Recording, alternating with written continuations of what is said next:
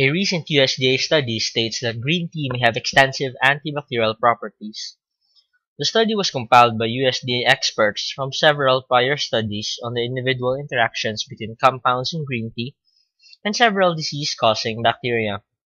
The results indicate that green tea has applications for health far beyond its often cited cancer and heart disease fighting properties.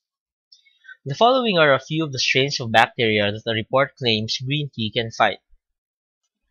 E. coli. There are several different types of E. coli and most of them are harmless.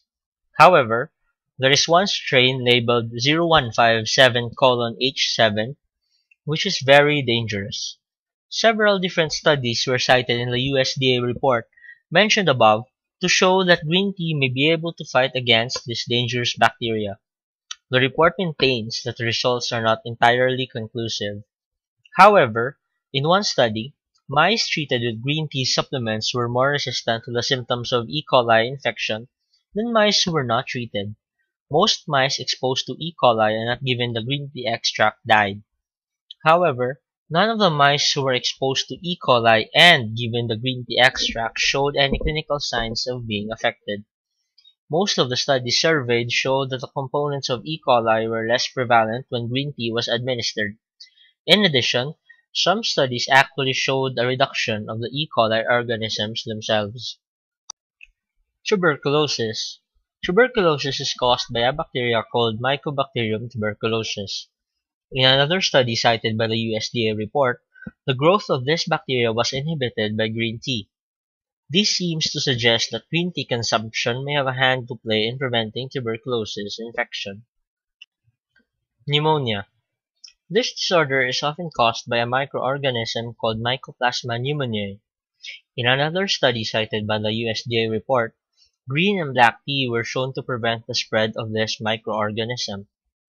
The USDA report claims that this may mean that certain nutrients in tea could be effective in treating pneumonia infections.